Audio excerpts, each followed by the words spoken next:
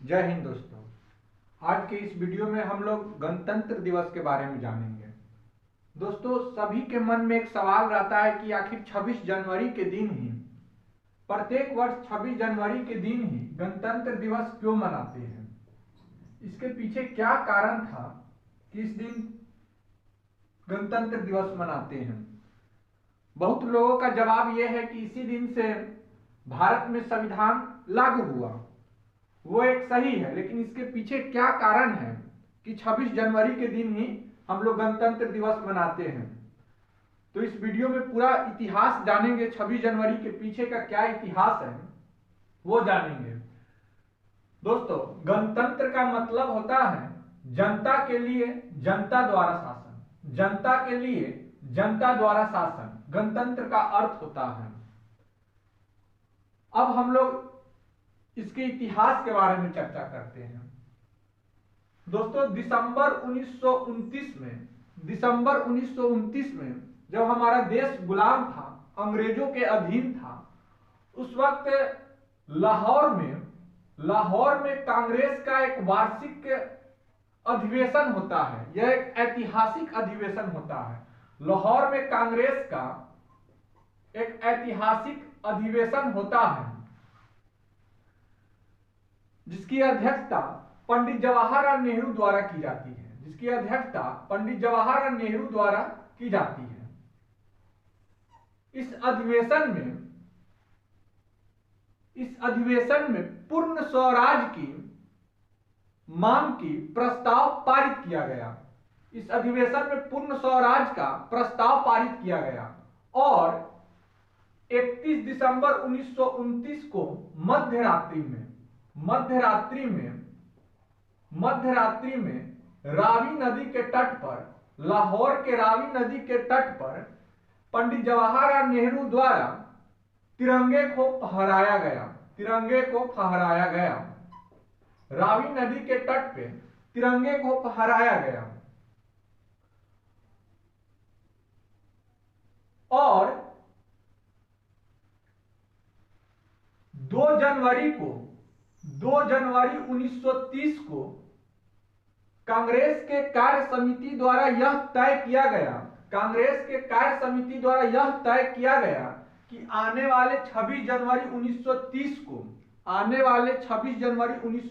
को पूर्ण स्वराज दिवस मनाया जाएगा और प्रत्येक वर्ष 26 जनवरी को पूर्ण स्वाधीनता दिवस या स्वतंत्रता दिवस मनाया जाएगा। उसी वक्त यह निर्णय लिया गया कि प्रत्येक 26 जनवरी को पूर्ण स्वाधीनता दिवस अर्थात स्वतंत्रता दिवस मनाया जाएगा। उसके बाद प्रत्येक वर्ष 26 जनवरी के दिन पूर्ण स्वाधीनता दिवस मनाया जाता रहा आजादी से पहले तक। क्या होता है दोस्तों, 1945 में द्वितीय विश्व युद्ध समाप्त होता है। जुलाई 1945 में द्वितीय विश्व युद्ध समाप्त होता है और ब्रिटेन में एक नई सरकार का गठन होता है। ब्रिटेन में एक नई सरकार का गठन होने के बाद वर्ष 1946 में भारत में कैबिनेट मिशन भेजा जाता है और यह निर्णय लिया जाता है कि भारत में अब एक समिति का गठन किया जाए जिसका कार्य संविधान निर्माण से संबंधित हो। मतलब कि भारत में अब संविधान निर्माण की प्रक्रिया शुरू हो और कैबिनेट मिशन के तहत संविधान सभा की गठन किया गया। संविधान सभा का गठन कैबिनेट मिशन के द्वारा किया गया 1946 में, जिसकी पहली बैठक, संविधान सभा का जब गठन हो गया तो उसका पहली बैठक 9 दिसंबर 1946 को पहली बैठक डॉक्टर सच्चिदानंद सिन्हा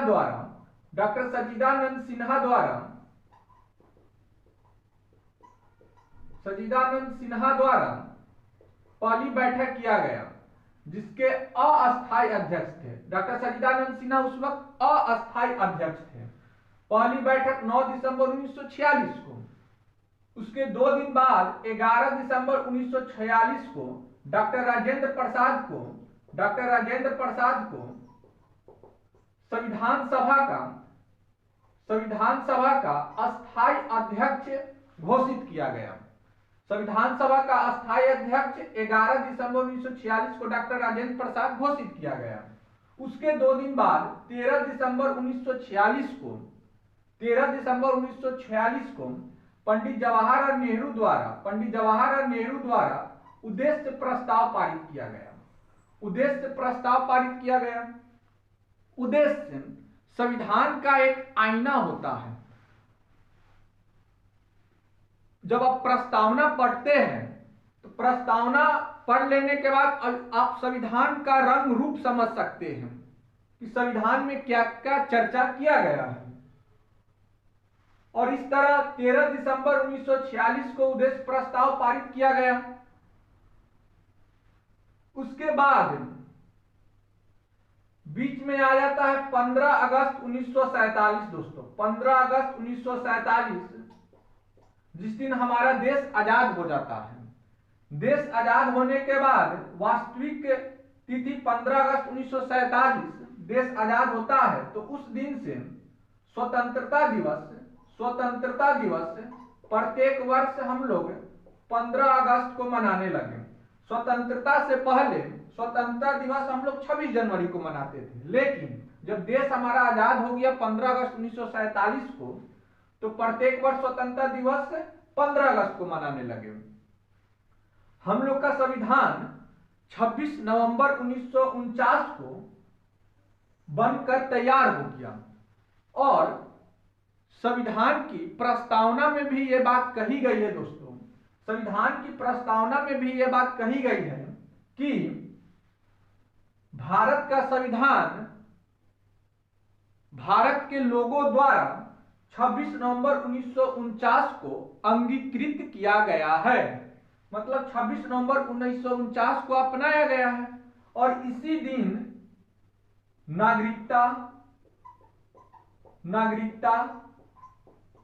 संसद इत्यादि उपबंध लागू कर दिए गए।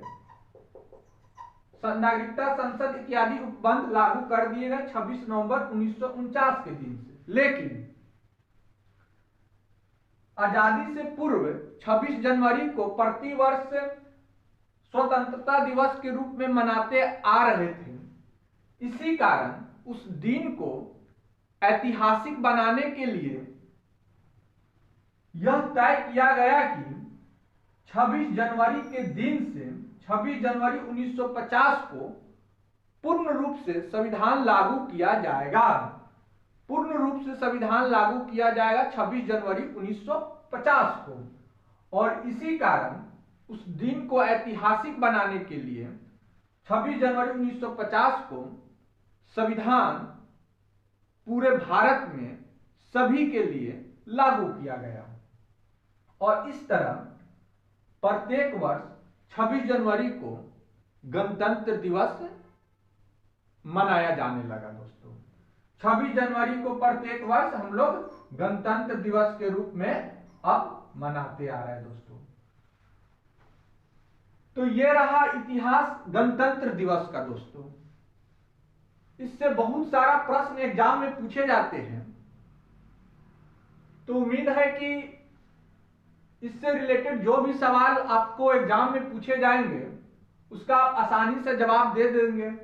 और आपको इसका इतिहास के बारे में भी समझ में आ गया होगा कि आखिर 26 जनवरी के दिन ही गणतंत्र दिवस क्यों मनाते हैं दोस्तों। तो 26 जनवरी अर्थात गणतंत्र दिवस की आप सभी को बहुत बहुत शुभकामनाएं। इस वीडियो में इतना ही, अभी के लिए इतना ही। जय हिंद।